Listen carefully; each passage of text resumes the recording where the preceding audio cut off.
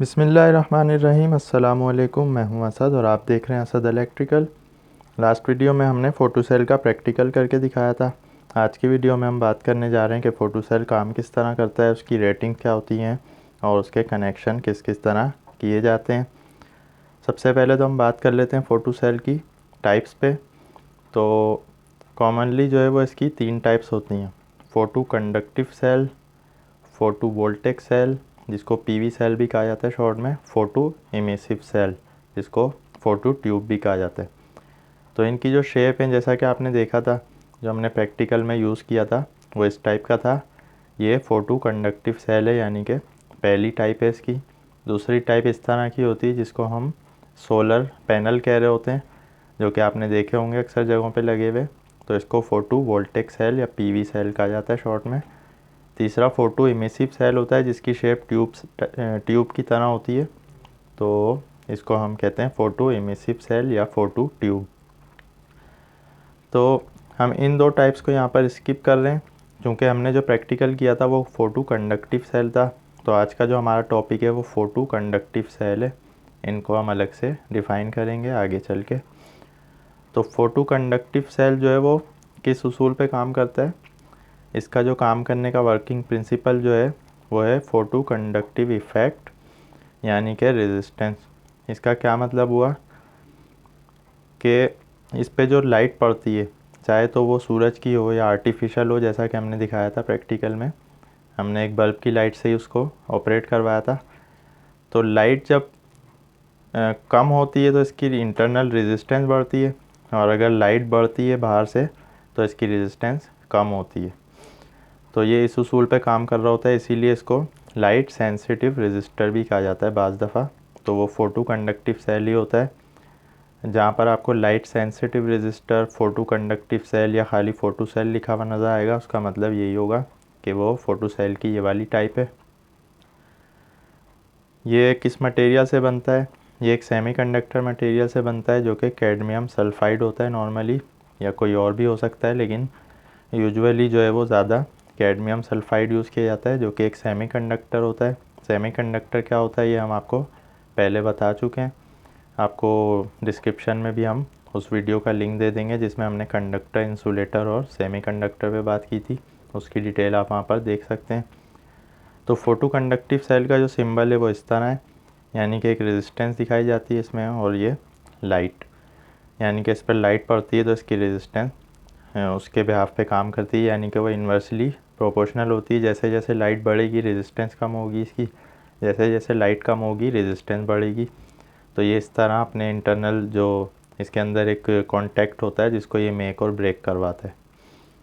इसकी जो एप्लीकेशन है ये कहाँ कहाँ इस्तेमाल होता है, स्ट्रीट लाइट्स वगैरह में, डोर्स वगैरह के बाहर लगाने के लिए ऑटोमेशन में इसका इस्तेमाल है, जो कि हम बता चुके हैं। अब आ जाते हैं हम इसकी रेटिंग के ऊपर। तो जो हमारे पास फ़ोटो सेल है उसकी रेटिंग हमने यहाँ पर नोट डाउन कर ली है। तो सबसे पहले बात कर लेते हैं इसकी वोल्टेज रेंज पर। 208 से 277 वोल्ट एसी तक के लिए ये काम करेगा। तो हमारे पास 233, नॉर्मली 220 से 240 तक होते हैं। तो ये हमारे लिए बिल्कुल आइडियल है इसके वोल्टेज।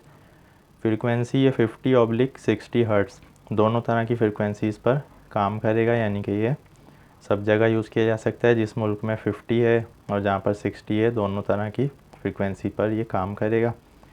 इसकी जो एम्पेयर रेटिंग है वो है 8.6 एम्पेयर। जैसा कि हमने बताया था कि इसकी एक अपनी लिमिट होती है, तो इस पर हम डायरेक्टली कितना लोड डाल सकते हैं, तो वो 8.6 एम्पेयर तक का लोड है इस पर जो हम डाल सकते हैं। अच्छा, यहाँ पर जो है ये चीज़ थोड़ी सी समझने वाली है कि इन्होंने वॉट्स में जो इसकी पावर बताई हुई वो 1800 है। आगे इन्होंने ये भी लिखा हुआ है साथ में कि ये टंगस्टन के लिए, और वॉट की जगह यहाँ पर 1800 VA, यानी कि VA का मतलब होता है वोल्ट एम्पेयर, ये इन्होंने आगे बताया हुआ है बल्लास्ट के लिए। अब ये जो है ये हिस्सा थोड़ा सा हमें अलग से समझाना होगा। तो शॉर्टली हम ये बता देते हैं कि जैसा कि हमने बताया था कि जब AC सर्किट में कहीं पर इंडक्टेंस आ जाए, यानी कि क्वाइल्स वाला लोड आ जाए, तो वहाँ पर एक इंडक्टिव रिएक्टेंस वजूद में आ जाती है जिसको हम इंडक्टेंस कहते हैं। उसकी वजह से हमारी पावर पे फ़र्क आ जाता है। और साथ में हमने ये भी बताया था कि DC सर्किट में हमेशा जो पावर होती है वो वोल्टेज और करंट का को मल्टीप्लाई करने के बाद हासिल होती है। एसी सर्किट में जहाँ पर भी रेजिस्टिव लोड होगा वहाँ पर सेम लाइक डीसी इसका फार्मूला एप्लीकेबल होगा, लेकिन जहाँ पर एसी सर्किट में कैपेसिटेंस या इंडक्टेंस आ जाए वहाँ पर हमारी पावर जो है वो चेंज हो जाती है। तो इसको अलग से डिफ़ाइन करने की ज़रूरत है और हम करीब इंशाल्लाह कैपेसिटेंस, इंडक्टेंस और रेजिस्टेंस इन सारी चीज़ों पर अलग से वीडियो बनाएंगे। तो यहाँ पर ये समझने वाली बात जो है वो ये है कि टंगस्टन जो है वो एक मटेरियल होता है, कंडक्टिव मटेरियल, जिससे हमारे लैंप बनाए जाते हैं। लैंप जो काम करते हैं, जो आपको याद होगा जो 60 वाट और 100 वाट के जो पहले बल्ब हमारे घरों में यूज़ होते थे उनमें भी टंगस्टन मटेरियल यूज़ होता था। तो ये खाली एक रेजिस्टिव लोड होता है।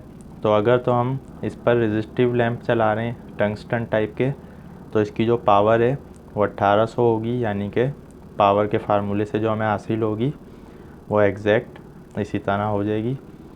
अगर हम इस पर क्वाइल्स वाला लोड चला रहे हैं, ये जो बल्लास्ट लिखा हुआ है ये हम चौक को कहते हैं। आपको याद होगा जो हमारे घरों में ट्यूबलाइट यूज़ होती थी पहले उनमें चौक होती थी, तो उस चौक में क्या होता है, क्वाइल होती है।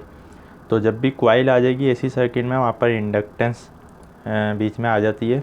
तो इंडक्टेंस के आने से हमारी पावर पे फ़र्क पड़ता है, उसके लिए हमें पावर फैक्टर को साथ में रख के कैलकुलेट करना होता है।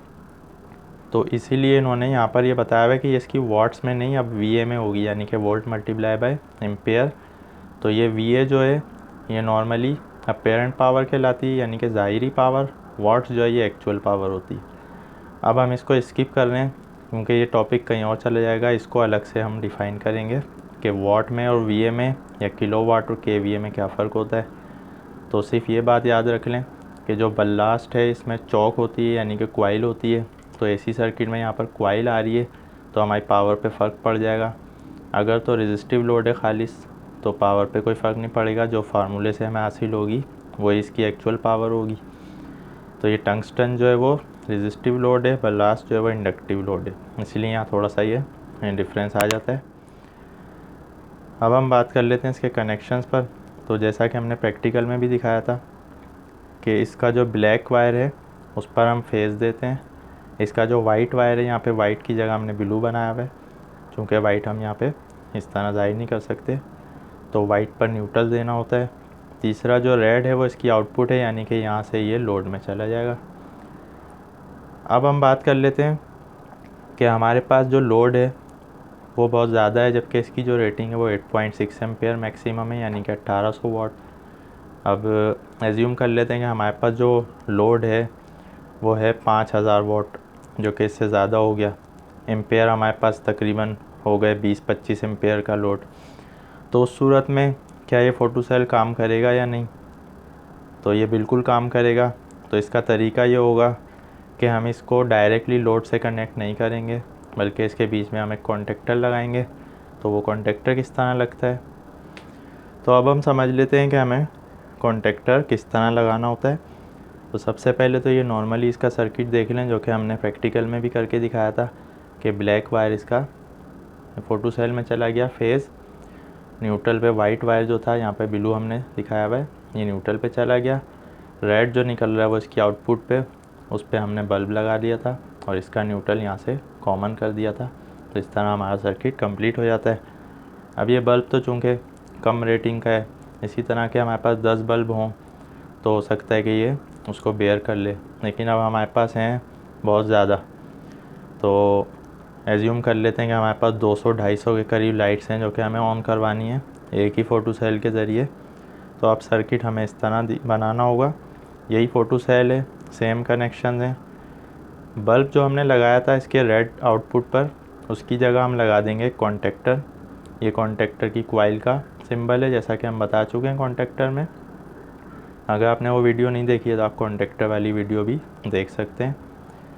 अब ये कॉन्टेक्टर की क्वाइल जो थी हमने इसके आउटपुट पर, इसके A1 टर्मिनल पर क्वाइल को दे दिया और इसका जो न्यूट्रल था वो कॉमन हो गया, same like as it is, बिल्कुल इसी तरह।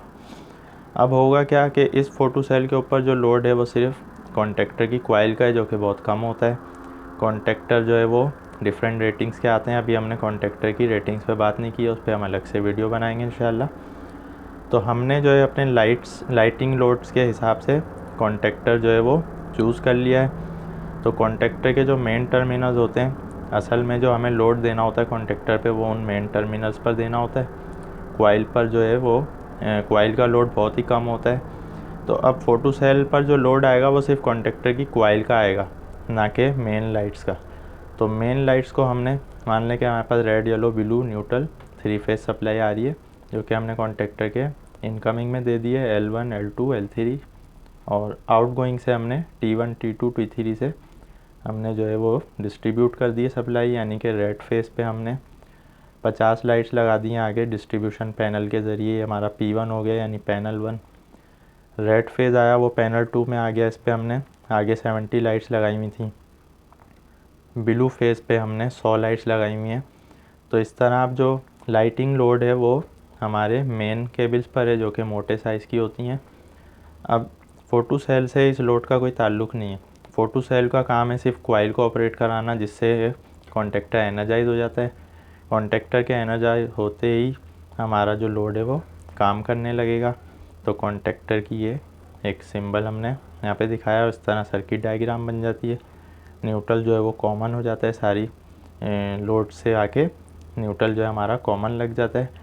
तो नॉर्मली फेस को हम कॉन्टेक्टर के थ्रू गुजारते हैं। तो इस तरह हम ज़्यादा रेटिंग की लाइट्स अगर हमारे पास होंगी, बड़ा लोड होगा, तो कॉन्टेक्टर के ज़रिए उसको कनेक्ट कर देते हैं।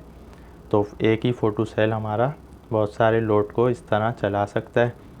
अगर तो हम हर लाइट पर एक फ़ोटो सेल लगाएंगे, तो अब एज्यूम कर लें यहाँ 100, 170 और 50, तकरीबन 220 लाइट्स हैं हमारे पास। तो हमें 220 फ़ोटो सेल लगाने होंगे।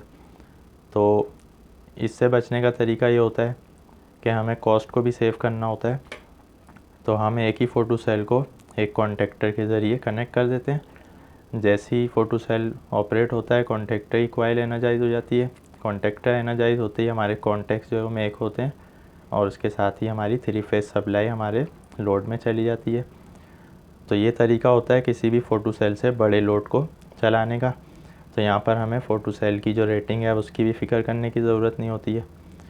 तो ये प्रैक्टिकली किस तरह होता है, हम आपको एक कॉन्टेक्टर पैनल दिखाएंगे जहाँ पर लाइटिंग लोड कनेक्ट है, और किस तरह कॉन्टेक्टर्स जो है वो मेन सप्लाई को बेयर कर रहे हैं, और फ़ोटो सेल के जो कनेक्शन हैं वो किस तरह हुए हैं। ये हम आपको एक फ़िज़िकली इंशाल्लाह नेक्स्ट वीडियो में प्रैक्टिकली आपको दिखा देंगे। अब हम आपको एक छोटा सा एग्जांपल के तौर पर एक कॉन्टेक्टर छोटी रेटिंग का जो हमारे पास है वो दिखा देते हैं कि वो किस तरह कनेक्ट होता है।